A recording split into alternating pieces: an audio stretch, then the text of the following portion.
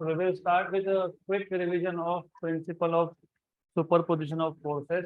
If you remember in the last lecture, पिछले lecture में we have covered superposition principle of forces. Basic idea ये था कि हमारे पास n पॉइंट चार्जेस थे. तो if you remember, basic concept याद रखो, आगे काम में आएगा. So we have covered superposition principle of forces in the last lecture. Superposition principle of forces. So the basic idea was this. हमारे पास n पॉइंट चार्जेस थे. We have n point charges, और अगर आपको याद होगा इसको हम बोलते हैं discrete configuration, discrete charge configuration, क्योंकि यहाँ पे दो चार्जेस के बीच में देयर इज एम्प्टी स्पेस. ये चार्ज है Q1, this charge is Q2, this charge is let us से Q3, ये चार्ज है Q4, and you have n charges. हमको फाइंड करना है what is the total force acting on any one of this charge. For example, what is the total force acting on first charge. So to find out total force on first charge, according to principle of superposition of forces, force on 1 due to 2 plus force on 1 due to 3 plus force on 1 due to 4, ऐसा up to force on 1 due to n. जितने भी charges होंगे वो सारे के सारे charges individual forces जो exert करेंगे, किस पे करेंगे? फर्स्ट चार्ज पे. तो आपको पहले इंडिविजुअल फोर्सेस फाइंड करने हैं. You are suppose to find out what is force on 1 due to 2, then find out what is force on 1 due to 3, find out what is force on 1 due to 4, और सारे के सारे forces को आपको add करना है. And that vector addition is called as superposition principle of forces. यहाँ पे क्योंकि दो से ज्यादा चार्जेस है तो डिस्टेंसेस भी हमको एक से ज्यादा लगेगा, क्योंकि जब दो चार्जेस होते हैं तो you need only one distance. Suppose I have only two charges Q1 Q2, तो डिस्टेंस एक ही चाहिए. लेकिन जब हमारे पास दो से ज्यादा चार्जेस है तो ये डिस्टेंस है R12, ये डिस्टेंस है R13, ये डिस्टेंस है R14, दिस इज R1n.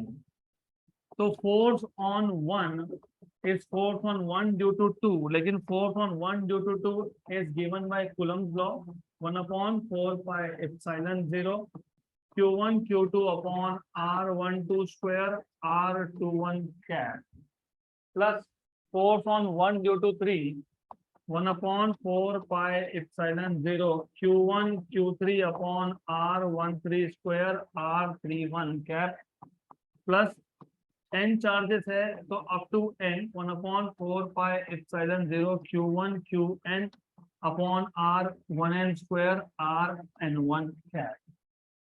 ये था principle of superposition of forces, या फिर इसको सुपरपोजिशन प्रिंसिपल ऑफ फोर्सेस भी बोलते हैं. It gives you what is the total force on a particular charge due to all other charges. Going ahead to the next topic. अब अगला topic है electric field. और याद रखना, इलेक्ट्रिक फील्ड ये सबसे ज्यादा इंपॉर्टेंट टॉपिक है थ्रू आउट इलेक्ट्रोस्टैटिक्स.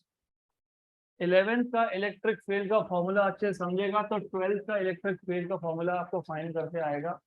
तो इलेक्ट्रिक फील्ड मतलब क्या, एग्जैक्ट डेफिनेशन इलेक्ट्रिक फील्ड का क्या है, वहां उसको डिफाइन करने से पहले अब तक जो हमने बेसिक इलेक्ट्रोस्टैटिक्स देखा, बेसिक इलेक्ट्रोस्टैटिक्स मतलब कूलम्स लॉ.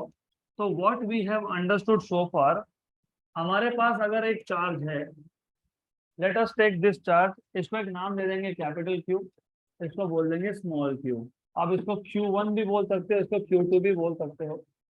तो what do we know, every electric charge exerts force of attraction और रिपल्शन ऑन अनदर चार्ज. तो ये जो स्मॉल q चार्ज था, इस स्मॉल q चार्ज पे कौन फोर्स एक्सर्ट करेगा? Capital Q. Every electric charge exerts force of attraction और रिपल्शन. अट्रैक्शन फोर्स कब होगा? जब एक पॉजिटिव एक नेगेटिव, राइट. और फोर्स ऑफ रिपल्शन कब होगा? जब दोनों पॉजिटिव या दोनों नेगेटिव. हम जब बेसिक डेफिनेशंस बनाते हैं, चाहे वो कूलम्स लॉ हो या फिर इलेक्ट्रिक फील्ड हो या फिर इलेक्ट्रिक पोटेंशियल हो, तो बेसिक डेफिनेशंस बनाते वक्त हम चार्जेस को नॉर्मली लेते हैं पॉजिटिव. तो these charges are normally taken to be positive. तो पहले हम डेफिनेशन बना लेंगे, और बाद में फिर चार्ज को पॉजिटिव नेगेटिव करेंगे। तो फिलहाल to start off with we will take all the charges to be positive. So point number one, what do we know is we know that every electric charge exerts force of attraction or repulsion on another charge. And हमको और क्या पता है, हमको ये पता है कि जितना इस चार्ज को तुम दूर ले जाओगे उतना ही फोर्स कम होगा। This force of attraction or repulsion decreases with increasing distance. जैसे जैसे डिस्टेंस बढ़ेगा वैसे वैसे फोर्स कम होते जाएगा। यहाँ तक clear? Is this clear? So the force of attraction or repulsion decreases with increasing distance. इसका मतलब क्या होता है? इसका मतलब ये होता है कि हर एक चार्ज के सराउंडिंग में एक ऐसा रीजन है या एक ऐसा स्पेस है जिसमें अगर दूसरा चार्ज आए तो that charge will experience force. So every charge has a region in its surrounding in which if other charge is brought then it will experience force. ये जो रीजन है हर एक चार्ज के सराउंडिंग में ऐसा रीजन होता है। This region surrounding a charge in which another charge experiences a force is called as electric field, right? So basic idea, एकदम basic idea. We know that every charge exerts force of attraction or repulsion on another charge. This force of attraction or repulsion decreases with increasing distance. जैसे जो distance बढ़ाओगे, coulomb का बताता है ना हमको 1/4 pi epsilon 0 q1 q2 by r square. Force is inversely proportional to r square. Distance बढ़ेगा तो force कम होगा। What does that mean? इसका मतलब ये है कि हर एक चार्ज के सराउंडिंग में एक ऐसा रीजन है जहां पे अगर दूसरा चार्ज आया तो इट विल एक्सपीरियंस फोर्स, और ये फोर्स कम होते जाएगा विथ इंक्रीजिंग डिस्टेंस। मतलब जितना चार्ज से तुम दूर जाओगे उतना ही फोर्स कम होगा। तो ये जो रीजन है surrounding a charge in which another charge experiences force is called as electric field. It is similar to gravitational field. और एक चीज याद रखना, इलेक्ट्रिक फोर्स होता है proportional to q1 q2 by r square. Gravitational force होता है proportional to m1 m2 by r square. मतलब जैसा इलेक्ट्रोस्टैटिक फोर्स दिखता है वैसे ही ग्रेविटेशनल फोर्स दिखता है। तो इलेक्ट्रोस्टैटिक्स और ग्रेविटेशनल का स्टडी साथ में होना चाहिए, इलेक्ट्रोस्टैटिक्स एंड पैरेलली ग्रेविटेशन। तो सारे फॉर्मूला सेम बनेंगे और कॉन्सेप्ट भी सेम है। जैसे हम यहाँ पे बोल रहे हैं कि एक चार्ज दूसरे चार्ज पे फोर्स एक्सर्ट करता है, ग्रेविटेशन में क्या है, एक मास दूसरे मास पे फोर्स एक्सर्ट करता है। फॉर एग्जाम्पल ये पेन के पास मास है, यस इसका कुछ 80-100 ग्राम कुछ मास होगा। मैंने इसको छोड़ दिया तो कहाँ जाएगा ये, नीचे। Why?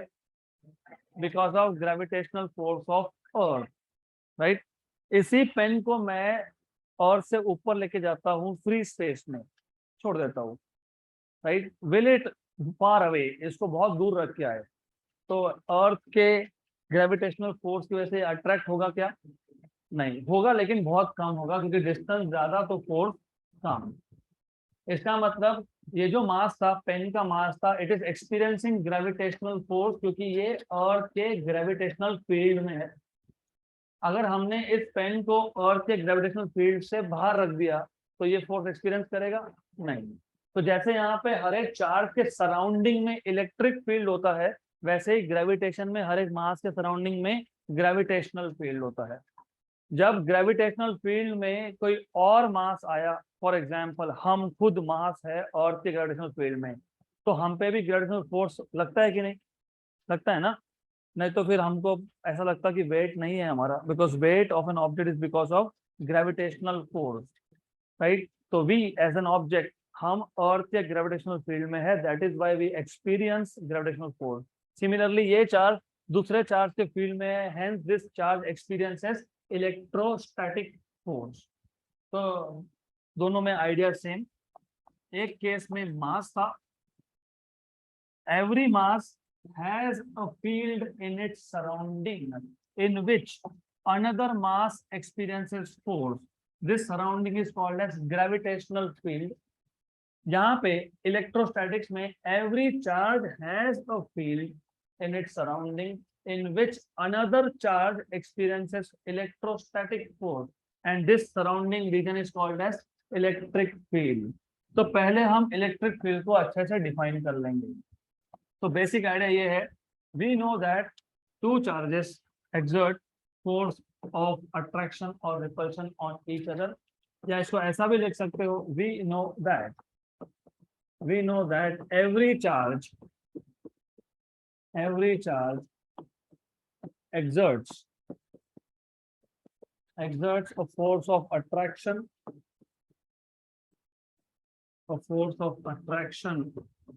or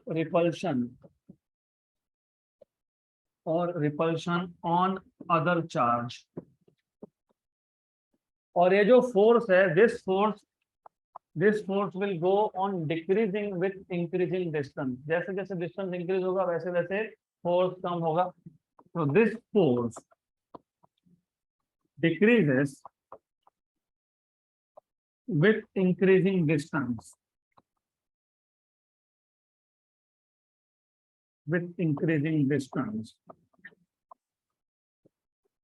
Right?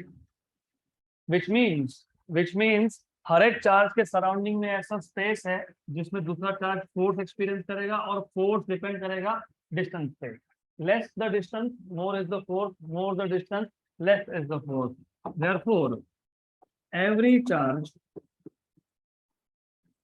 has a region surrounding it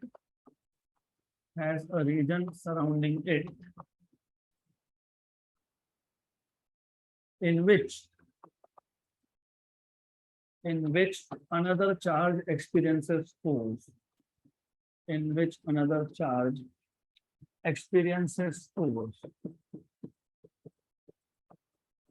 Thus, the region surrounding a charge. तो हमको पहले इलेक्ट्रिक फील्ड का डेफिनेशन बनाना है. तो द रीजन सराउंडिंग, क्योंकि फील्ड मतलब क्या, हम बोलते हैं ना फील्ड वर्क पे गए थे, मतलब क्या, फील्ड मतलब स्पेस मतलब reason. Thus the region surrounding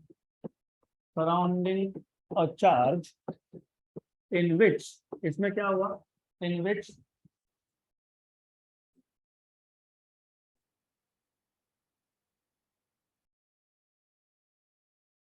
quick.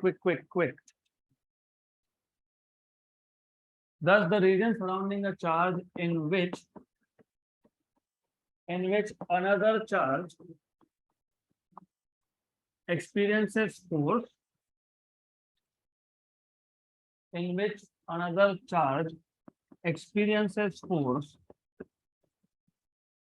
is known as, क्या बोलेंगे इस रीजन को, is known as electric field. Is that clear? This is theoretical definition. अब देखो प्रॉब्लम क्या है इसमें. प्रॉब्लम कुछ नहीं है, एक छोटा सा इशू यहाँ पे क्रिएट होगा. हमने इमेजिन कैसे किया है इसको, हमारे पास था एक चार्ज, उस चार्ज के सराउंडिंग में एक रीजन है जहाँ पे दूसरा चार्ज फोर्स एक्सपीरियंस करेगा. ठीक है, this is good definition but theoretically good. क्यों? क्योंकि मैंने अभी बताया, मैंने just now I told you, distance कम तो फोर्स ज्यादा, डिस्टेंस ज्यादा तो फोर्स कम. मतलब इस रीजन में हर जगह पे फोर्स सेम नहीं है. तो थ्योरेटिकली आप ये नहीं बता सकते कि एग्जैक्टली कितने डिस्टेंस पे कितना फोर्स है. या फिर इमेजिन ऐसा भी हो सकता है कि मेरे पास दो चार्जेस है, राइट, और इस चार्ज का एक फील्ड, दूसरे चार्ज का दूसरा फील्ड, और दोनों में सेम चार्ज गया. तो ये जो ब्लू कलर का चार्ज था, वैसे चार्जेस के कलर नहीं होते, just to make you understand. ये जो चार्ज है इसको मैं Q2 बोल देता हूँ. Q2 will experience force due to Q1 क्योंकि Q2 is in the field of Q1. Q2 is also in the field of Q3. लेकिन Q3 ये स्मॉल चार्ज है और Q1 ये ज्यादा चार्ज है. दोनों का डिस्टेंस क्या है, सेम. ये भी R डिस्टेंस था, ये भी R डिस्टेंस था, राइट. तो डिस्टेंस इज फिक्स. सिर्फ इतना है कि पहला charge Q1 it is greater than Q3, right. तो Q2 पहले था Q1 के फील्ड में, फिर था Q3 के फील्ड में. दोनों ही केसेस में वो सेम डिस्टेंस पे है, अगर वो Q1 से 10 सेंटीमीटर पे है तो वो Q3 से भी 10 सेंटीमीटर पे है। But does this charge experience same force? No. Why not? क्योंकि force depends on product of charges. यहाँ पे Q1 ये लार्ज अमाउंट ऑफ चार्ज है और Q3 ये स्मॉल अमाउंट ऑफ चार्ज है। तो इलेक्ट्रिक फील्ड का थ्योरेटिकल डेफिनेशन तो सही है, the region surrounding a charge in which another charge experiences force is known as electric field। लेकिन ये क्वालिटेटिव स्टेटमेंट है, it is not telling you quantity. ये आपको नहीं बता रहा कि कितना फील्ड, कितना फोर्स, राइट। तो उसके लिए हमको मैथमेटिकल फॉर्मूला चाहिए। अब mathematical formula for electric field कैसे फाइंड करते हैं? वेरी इंटरेस्टिंग, एक बार अच्छे से समझ लो, बिकॉज बुक में पढ़ने से समझ में नहीं आएगा, इसलिए अभी समझ लो। Remember, always remember, this charge capital Q, जिसको मैं बोल रहा हूँ Q1, ये सोर्स है। सोर्स मतलब फील्ड किसका था? Q1 का था, राइट। इसको मैं बोलूंगा सोर्स चार्ज, और ऐसा ही याद रखना है इसको, जिसका फील्ड उसका सोर्स, राइट, करेक्ट। तो ऐसा बोल सकते हो कि ये चार्ज इस रीजन का डॉन है, राइट। देन इसमें दूसरा चार्ज आया, सॉरी फॉर दिस, लेकिन याद रहता है, ऐसा अच्छे से याद रहता है। Second charge will experience force due to source. Force experience कौन कर रहा है? कौन कर रहा है? दूसरा चार्ज। इसको बोल देंगे Q2, या फिर बोल देंगे स्मॉल q, या इसको बोलेंगे टेस्ट चार्ज। क्या बोलेंगे इसको? Test charge. तो जिसका फील्ड, उसका नाम क्या है? सोर्स। जिसने फोर्स एक्सपीरियंस किया उसका नाम क्या है? Test, right. यहाँ तक क्लियर? हमको इलेक्ट्रिक फील्ड का फॉर्मूला चाहिए था। जैसे फोर्स का फॉर्मूला पता है हमको, F equal to 1/4 pi epsilon 0 Q1 Q2 by R square. यहाँ पे Q1 है source, Q1 is force denoted by capital Q, Q2 is test denoted by small q, distance between them is R। अब क्योंकि हमको already Coulomb's law से force पता है, तो इलेक्ट्रिक फील्ड का इक्वेशन डिराइव करने के लिए हम क्या करेंगे? हम फोर्स का ही इक्वेशन यूज कर लेंगे, क्योंकि ये पता है, ऑलरेडी पता है। तो we know that the force between two charges is 1/4 pi epsilon 0 Q1 Q2 by R square. Q1 is source charge capital Q, Q2 is test charge small q, right. यहाँ तक क्लियर? हमको define करना था electric field, लेकिन ये कौन है? Force. अब इमेजिन जो टेस्ट चार्ज था, टेस्ट चार्ज कौन था? Q2 या फिर स्मॉल q। एक काम करो, इलेक्ट्रिक फील्ड डिफाइन करना है ना, तो टेस्ट चार्ज को बना दो +1 कूलम। क्या करेंगे इसको? +1 कूलम। +1, 1 मतलब यूनिट, प्लस मतलब पॉजिटिव। तो फिजिक्स में +1 को +1 नहीं बोलते, इसको बोलते हैं यूनिट पॉजिटिव चार्ज। क्या बोलते हैं इसको?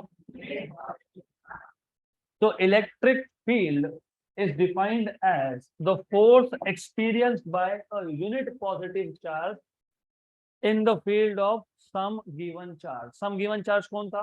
सोर्स। कौन था? सोर्स। यूनिट टेस्ट चार्ज कौन था? Unit positive. मतलब टेस्ट चार्ज की वैल्यू कितनी आनी चाहिए? 1। तो यहाँ पे क्या आना चाहिए? 1। तो उसी फोर्स को हम बोल देंगे इलेक्ट्रिक फील्ड। क्या बोल देंगे? Electric field. यहाँ तक क्लियर? तो इलेक्ट्रिक फील्ड डिफाइन करने के लिए हमने क्या किया? हमने फोर्स का डेफिनेशन यूज किया। यहाँ पे दो चार्जेस थे, एक था सोर्स चार्ज, फील्ड किसका है? सोर्स का है। उसमें कौन आया? टेस्ट आया। इलेक्ट्रिक फील्ड डिफाइन करने के लिए हमने क्या किया? हमने पहले फोर्स का डेफिनेशन यूज किया। क्या था definition? 1/4 pi epsilon 0 Q by R square. Capital Q is source, small q is test. Now to define electric field हम सिर्फ इतना बोलते हैं कि अगर ये टेस्ट चार्ज +1 कूलम होता, तो ये भी प्लस, ये भी प्लस, तो दोनों में फोर्स है क्या? यस। कौन सा फोर्स है? रिपल्शन। तो force experience by unit positive charge, unit positive charge जितना भी फोर्स एक्सपीरियंस करेगा उसी को हम बोल देंगे इलेक्ट्रिक फील्ड। यूनिट पॉजिटिव मतलब +1, तो स्मॉल q की वैल्यू क्या आनी चाहिए? +1। तो इलेक्ट्रिक फील्ड का फॉर्मूला क्या बन गया? 1/4 pi epsilon 0 capital Q by R square. यहाँ तक क्लियर? तो थ्योरेटिकल डेफिनेशन के बाद मैथमेटिकली तो मैथमेटिकली इलेक्ट्रिक फील्ड कैसे डिफाइन करोगे? Electric field is the force experienced by unit positive charge in the field of a given charge at that point. Why eight that point? क्योंकि force distance पे depend करता है। अगर आपने distance change कर दिया तो फोर्स चेंज होगा, फोर्स चेंज होगा तो इलेक्ट्रिक फील्ड भी चेंज होगा। यहाँ तक क्लियर? इसलिए एट दैट पॉइंट ये लिखना जरूरी है, क्योंकि electric field at a given point होता है। जैसे ही आपने चार्ज को दूसरे पॉइंट पे शिफ्ट कर दिया तो इलेक्ट्रिक फील्ड भी चेंज होगा। अगर ये चार्ज यूनिट पॉजिटिव चार्ज पास में आ गया, डिस्टेंस कम हो गया तो इलेक्ट्रिक फील्ड बढ़ जाएगा, अगर ये दूर गया तो इलेक्ट्रिक फील्ड कम हो जाएगा। That is why to define electric field mathematically हम ऐसा बोलते हैं, mathematically electric field is the force. कौन सा force? Electrostatic force is the force. किसने एक्सपीरियंस किया? Experienced by a unit positive charge, experienced by a unit positive charge in the field of a given charge at that point क्योंकि अगर point change हुआ, if point changes it also means the electric field will change, since the force will also change at that point. यहाँ तक clear? यहाँ तक clear? तो electric field का equation क्या बना हमारे पास? 1/4πε0 सोर्स चार्ज अपॉन डिस्टेंस का स्क्वायर। अब इमेजिन हमारे पास दो चार्जेस है, जैसे charge number 1 and this is charge number 2। इन दोनों में से एक सोर्स चार्ज है और एक टेस्ट चार्ज है। तो लेट अस से this capital Q is source, इसको मैं बोल दूंगा Q1 या फिर इसको बोल दूंगा source charge QS। This is test charge QT which is small q और Q2। हमको क्या डिफाइन करना है? Electric field. कैसे डिफाइन करना है? With the help of definition of force. What is force? 1/4πε0 capital Q small q by r square. Right? Correct. Electric field define करने के लिए सेकेंड चार्ज की वैल्यू क्या होनी चाहिए? 1 coulomb, +1 coulomb, unit positive. Imagine हमारे पास एक ऐसा सिचुएशन है कि हमारे पास +1 कूलम चार्ज है ही नहीं। हमारे पास +1 कूलम छोड़ के सब कुछ है, +1 नहीं है, 0.99 है, 1.1 भी है, लेकिन +1 नहीं है। तो फिर इलेक्ट्रिक फील्ड कैसे डिफाइन करेंगे? Very simple.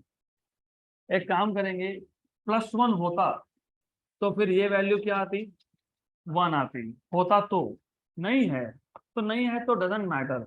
एक काम करना, कंडीशन ये था कि टेस्ट चार्ज कितना होना चाहिए? 1। नहीं है तो डिवाइड बाय Q कर लो। मैथमेटिक्स में कभी भी सिर्फ राइट हैंड साइड को डिवाइड नहीं कर सकते, लेफ्ट हैंड साइड को भी करना पड़ेगा। राइट? ये हो गया कैंसल। तो यहाँ पे 1 चाहिए था, आ गया 1। तो 1 कैसे आया? 4 टेस्ट चार्ज से डिवाइड करने के बाद आया। तो ये फॉर्मूला किसका बन गया? इलेक्ट्रिक फील्ड का। तो इसको क्या बोलेंगे? Electric field. तो electric field can also be defined as force per unit charge. तो प्रॉब्लम समझ लो, ये प्रॉब्लम नहीं है, ये सोचने का तरीका होता है। क्योंकि बहुत जगह पे at many places you will see कि डायरेक्टली लिख दिया electric field is equal to force upon charge. कहाँ से आया है? Logically, think logically. Electric field by definition is the force experienced by unit positive charge in the field of some other charge. हमारे पास unit positive charge नहीं है, unit positive नहीं है, लेकिन हमको यहाँ पे Q नहीं चाहिए। Q नहीं चाहिए तो Q को डिवाइड कर लो दोनों साइड से। दोनों साइड में डिवाइड नहीं करना तो वो भी मत करो, इसको यहाँ से उठाओ और यहाँ पे रख दो। ऐसा तो कर ही सकते हैं, कर सकते हैं क्या? yes. तो न्यूमरेटर में जो स्मॉल q था वो 1 हो गया क्या? यस। तो 1 हो गया तो डेफिनेशन किसका है? इलेक्ट्रिक फील्ड का। तो इसको क्या बोलेंगे? Electric field. तो इलेक्ट्रिक फील्ड क्या है? Force per unit charge. तो ऐसा यूनिट क्या आएगा? Newton per coulomb. Force is measured in newton and charge is measured in coulomb. तो न्यूटन पर कूलम। अब सीईटी जेईई नीट में इसके डायमेंशंस भी पूछते हैं। Dimension of electric field, force के dimension m1 l1 t minus 2। Charge ये fundamental quantity नहीं है, charge is current into time, charge is current into time. कहां से आया? Current is charge upon time. तो what is charge? Current into time. Current के लिए हम यूज करते हैं ए, टाइम के लिए यूज करते हैं टी। ये टी ऊपर जाके -1 होगा, तो m1 l1 t minus 3 a minus 1, ये आ गया डायमेंशन। है तो क्लियर? अब वन लास्ट थिंग, अगर आपको चैप्टर नंबर 1 अच्छे से समझा है और याद है, तो according two units and measurements में वहां पे डायमेंशनल एनालिसिस का पहला एप्लीकेशन था, उसको हमने बोला था प्रिंसिपल ऑफ होमोजेनिटी। वो हमको ये बताता है कि किसी भी इक्वेशन में अगर लेफ्ट हैंड साइड पे डिस्टेंस है तो राइट हैंड साइड पे भी डिस्टेंस ही है। अगर लेफ्ट हैंड साइड पे एक टर्म है और वो डिस्टेंस है, और राइट हैंड साइड पे 3 टर्म है, तो तीनों के तीनों डिस्टेंस ही है, राइट। अगर लेफ्ट हैंड साइड पे वेलोसिटी है तो राइट हैंड साइड पे भी वेलोसिटी ही होगा, राइट। और चैप्टर नंबर 2 आपको ये बताता है कि अगर left hand side vector quantity है तो राइट हैंड साइड भी वेक्टर क्वांटिटी ही है। फोर्स कौन सा क्वांटिटी था?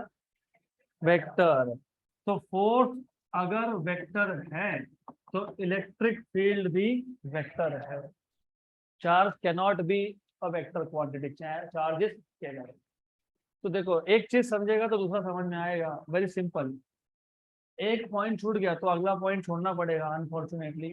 रिमेंबर, दो चैप्टर के कॉन्सेप्ट यहाँ अप्लाई होने वाले हैं। Number 1, left hand side and right hand side should have same dimensions. Electric field is force upon charge, तो dimensions of electric field should match with dimensions of force upon charge. Number 2, right hand side में force है और force vector है, तो left hand side में electric field भी क्या होगा? वेक्टर। नंबर 3, अगर आपको याद होगा, जब आप a bar equal to b bar लिखते हो, इसका क्या मतलब होता है? These two vectors are equal vectors, मतलब दोनों का magnitude as well as direction they are same.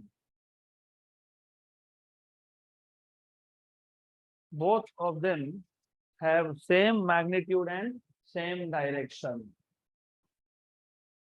right? Correct. So when you write down minus here, negative लिखने का मतलब both of them have same magnitude but opposite direction, बराबर? Then if you write down some number here, आपने यहाँ पे एक number लिखा 2, इसका मतलब होता है ए वेक्टर और बी वेक्टर का डायरेक्शन सेम है लेकिन मैग्नीट्यूड सेम नहीं है। अगर आपने डिवाइड बाय 2 किया तो इसका भी मतलब वही है, they have same direction but different magnitudes. तो लुक, यहाँ पे लिखा आपने electric field equal to force upon charge, मतलब दोनों का डायरेक्शन सेम है but magnitudes are not same. वो तो पता ही था ना, फोर्स में न्यूमरेटर में 2 चार्जेस है, इलेक्ट्रिक फील्ड में न्यूमरेटर में एक ही चार्ज है। तो जो डायरेक्शन फोर्स का होगा वही डायरेक्शन इलेक्ट्रिक फील्ड का भी होगा। यहाँ तक क्लियर? अब बाय डेफिनेशन मैंने बोला, डिफाइन करते वक्त हम हमेशा दोनों चार्ज को क्या लेते हैं? पॉजिटिव। पॉजिटिव चार्जेस में होता है रिपल्सिव फोर्स, और फोर्स कौन एक्सपीरियंस कर रहा है? टेस्ट चार्ज, क्योंकि टेस्ट चार्ज किसकी फील्ड में है? Source charge.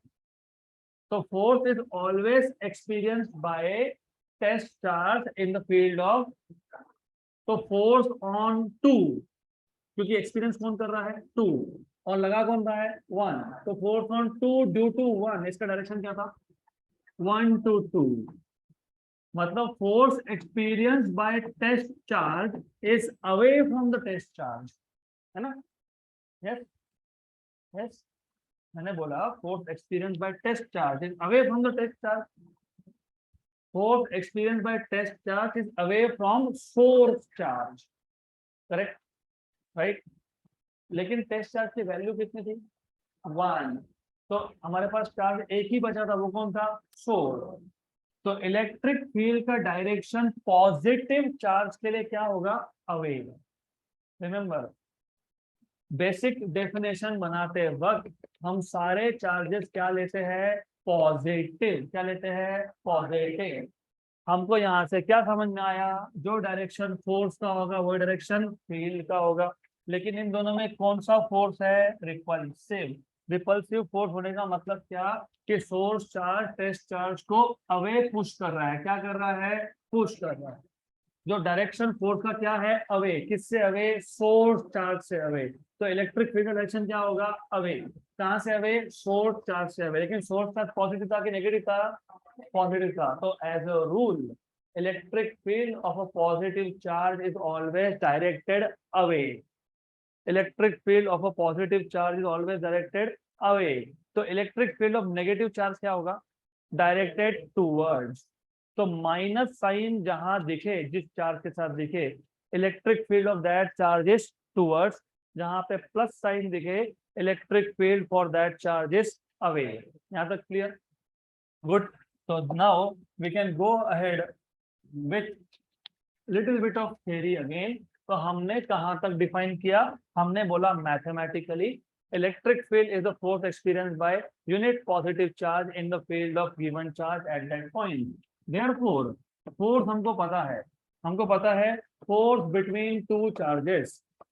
कौन से दो चार्जेस थे, capital Q and small Q. Force between two charges,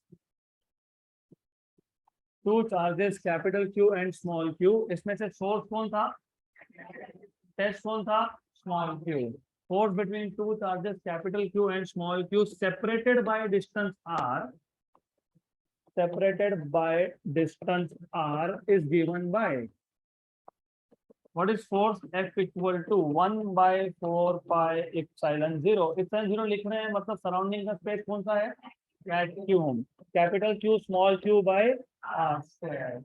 ये है फोर्स। हमको डिफाइन करना है electric field. By definition Q की वैल्यू क्या होनी चाहिए, 1। नहीं है तो डिवाइड कर दो। तो by definition, therefore you can say, by definition of electric field, by definition of electric field, how do you define electric field? Electric field E is equal to F upon capital Q की small q, small q। तो always divide by test charge, right? ये आ जाएगा 1 upon 4 pi epsilon 0 capital Q small q by q into r square, क्योंकि 1 upon 4 pi epsilon 0 q1 q2 by r square का 4 और divide by q और q cancel. तो q और q cancel, ये बन गया इलेक्ट्रिक फील्ड का फॉर्मूला, राइट। तो याद रहेगा इलेक्ट्रिक फील्ड के दो फॉर्मूला है। और मैं बार बार बता रहा हूँ, ये नहीं समझा तो 12th का इलेक्ट्रोस्टैटिक्स होगा ही नहीं। ये सारे बेसिक चीज है। Force upon charge is electric field. तो force is electric field into charge. What is force, Q into E, correct. अगर ये नहीं समझा कि electric field of a positive charge is directed away and electric field of negative charge is directed towards, तो आपको कभी capacitor, जो mobile phone का बैटरी होता है, that is like a capacitor, तो उसका वर्किंग कभी समझेगा नहीं। और उस टॉपिक पे बोर्ड एग्जाम में हमेशा क्वेश्चन आते हैं।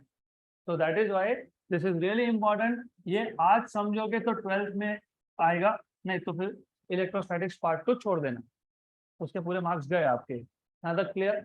नाउ हमको अगर एसआई यूनिट फाइंड करना है, तो एसआई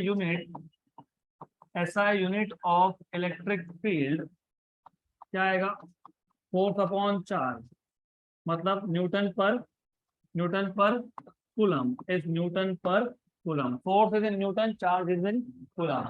डायमेंशंस फाइंड करने हैं अगर, डायमेंशंस ऑफ इलेक्ट्रिक फील्ड मतलब dimensions of force upon dimensions of charge. Force के डायमेंशन होते हैं m1 l1 t minus 2 a1 t1।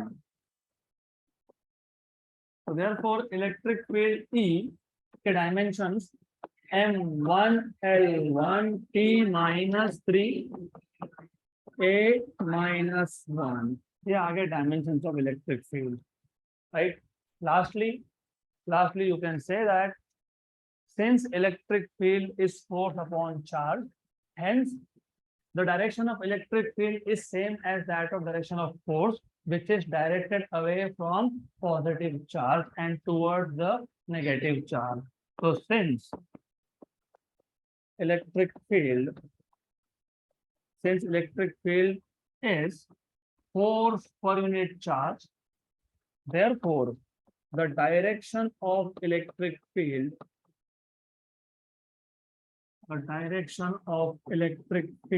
is same as that of force which is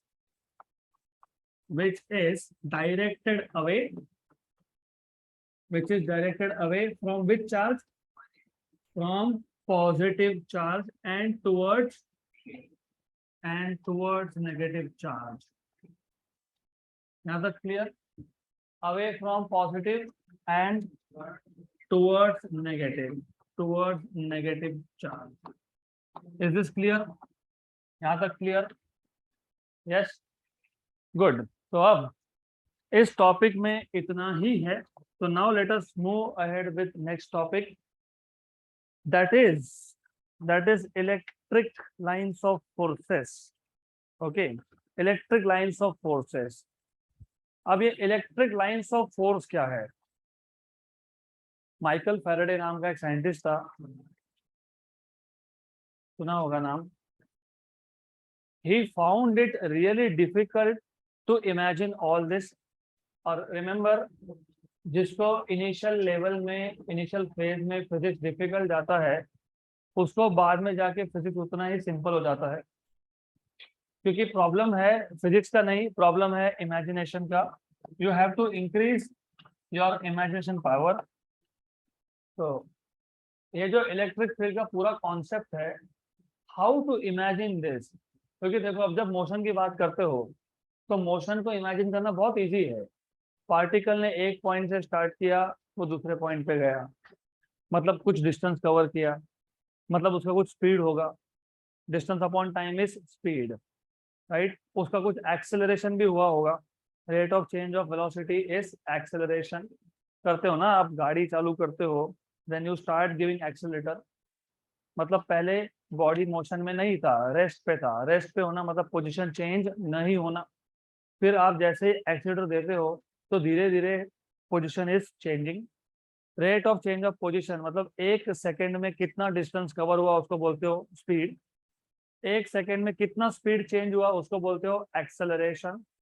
तो ये कॉन्सेप्ट को इमेजिन करना, it is very simple task, क्योंकि वो हम देख सकते हैं. We can see and we can imagine. तो सिर्फ एक जगह पे खड़े रह गए और अगर हमने गाड़ी के मोशन को देखा, if we start looking at the motion, तो हम इमेजिन कर सकते हैं उसको. लेकिन ये इलेक्ट्रिक चार्जेस है, इलेक्ट्रिक चार्जेस को आप देख नहीं सकते, तो उसको इमेजिन करना डिफिकल्ट है. तो same, there was a scientist Michael Faraday.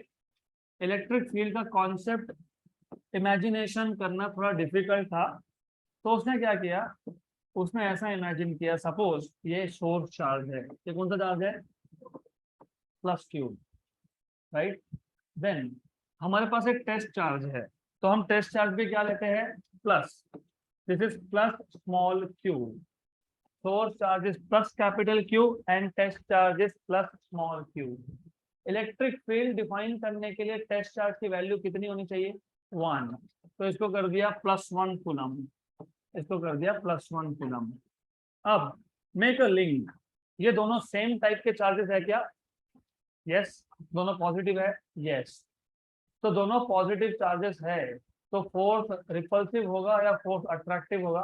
Repulsive होगा. मतलब ये जो टेस्ट चार्ज है +1 कूलम, ये दूर जाएगा.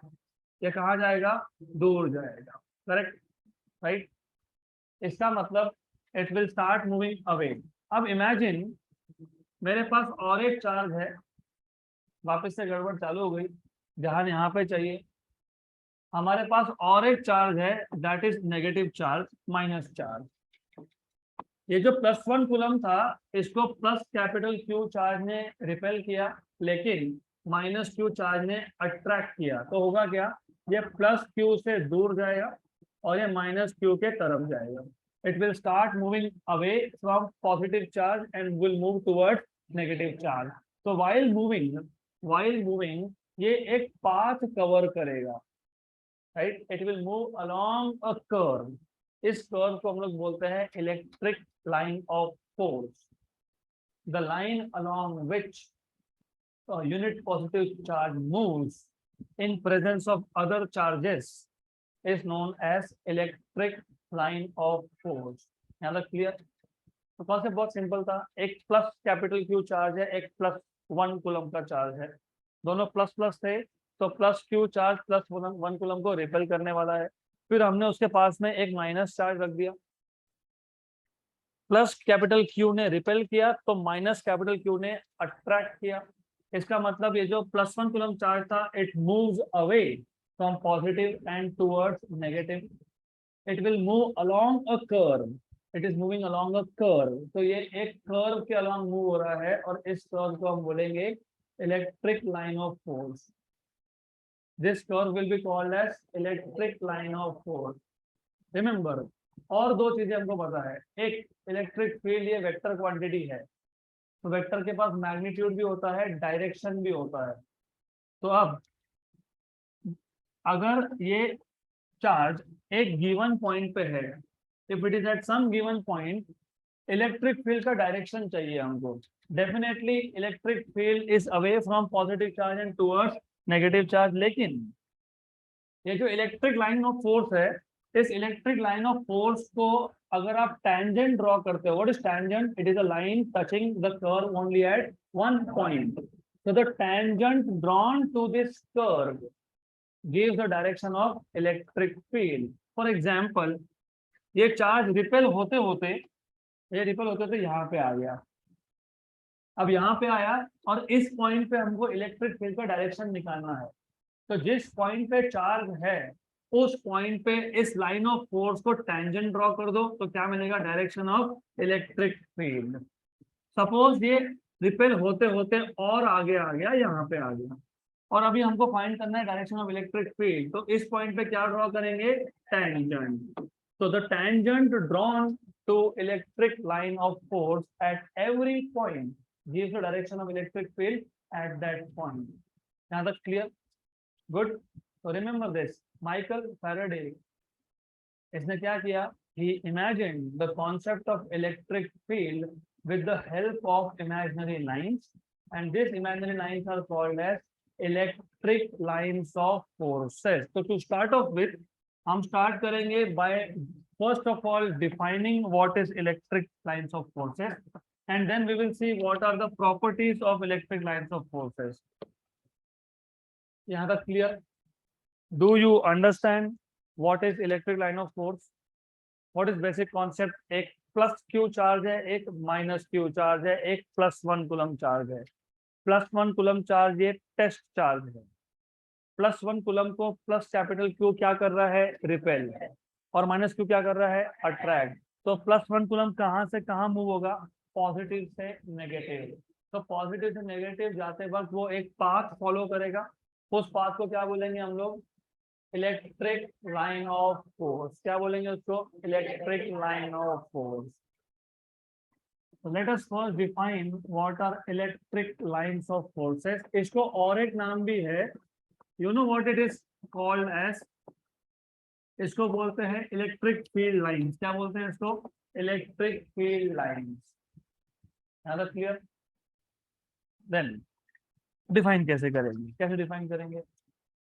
द पाथ अलोंग विच, बाकी का थ्योरी आपके पास नोट्स में है, मैं सिर्फ इंपॉर्टेंट पॉइंट यहाँ पे मेंशन करूंगा। The path along which unit positive charge moves in presence of other charge is known as electric line of force. The path along which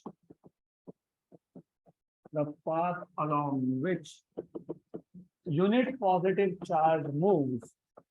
So again you see कि हम basic definition बनाने के लिए again we are using unit and positive charges. The path along which unit positive charge moves in presence of another charge another charge is known as electric line of force. Electric line of force, या फिर इसका और एक alternate definition है, मैंने अभी अभी बताया, ये एक कर्व लाइन है। इस कर्व लाइन पे हर एक पॉइंट पे अगर मैं टेंजेंट ड्रॉ करता हूं तो क्या मिलता है? डायरेक्शन। किसका डायरेक्शन? इलेक्ट्रिक फील्ड का डायरेक्शन। फिर डिफाइन करने के लिए ऐसा भी बोल सकते हो, और the curve at every point of which the tangent gives the direction of electric field is known as electric line of force.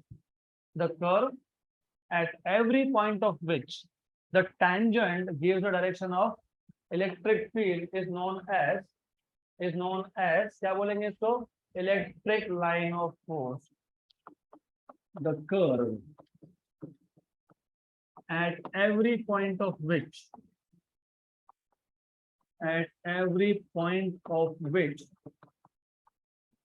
the tangent gives, tangent क्या देगा?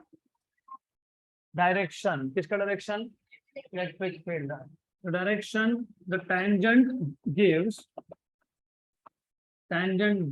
direction of electric field.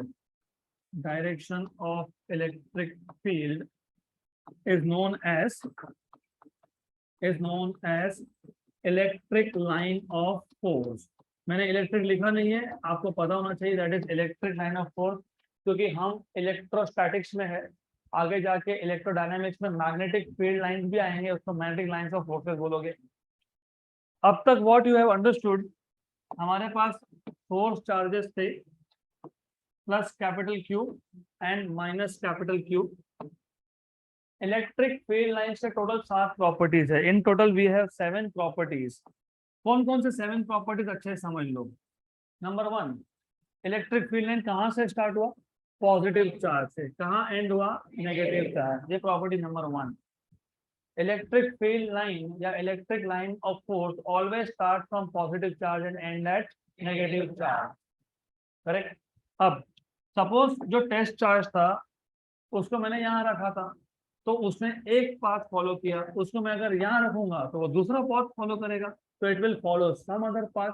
इसका मतलब इलेक्ट्रिक फील्ड लाइन एक नहीं है, एक से ज्यादा है। करेक्ट।